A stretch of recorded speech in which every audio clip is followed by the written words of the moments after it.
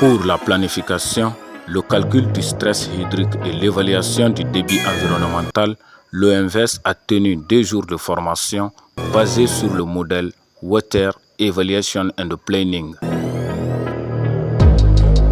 Le Haut Commissariat de l'Organisation pour la mise en valeur du fleuve Sénégal, OMVS, a abrité du 15 au 16 janvier 2025 un atelier de présentation des résultats du calcul de l'indicateur 6.4.2 dans le bassin du fleuve Sénégal par sous-bassin et par saison, le calcul du débit environnemental. Cette activité s'inscrit dans le cadre de la collaboration de l'OMVS avec la FAO sur la désagrégation de l'indicateur 6.4.2 stress hydrique des ODD dans le bassin versant du fleuve Sénégal à travers le modèle Water Evaluation and Planning. Ce modèle, faut-il le rappeler, est un outil important pour la planification intégrée des ressources en eau. L'objectif de développement durable numéro 6, lié à l'eau et à l'assainissement, est l'un des 17 ODD adoptés en 2015 par l'Assemblée générale des Nations unies. Cet objectif vise à garantir l'accès de tous à l'eau et à l'assainissement et assurer une gestion durable des ressources en eau. Il se décline en 8 cibles spécifiques et comporte 11 indicateurs.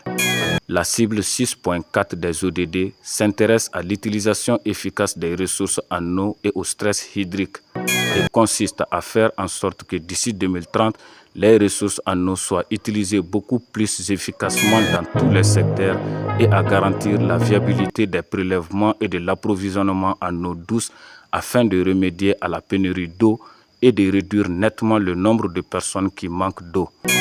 2 indicateurs ont été créés pour suivre les progrès vers la réalisation de cette cible. L'indicateur 6.4.1, variation de l'efficacité de l'utilisation des ressources en eau. L'indicateur 6.4.2, niveau de stress hydrique, prélèvement d'eau douce en proportion des ressources en eau douce disponibles.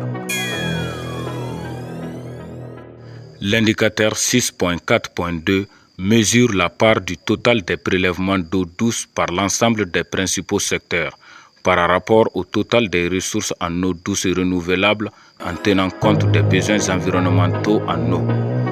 Cet indicateur mesure le niveau de stress hydrique en estimant la pression exercée par l'ensemble des secteurs économiques sur les ressources en eau douce et renouvelable des pays.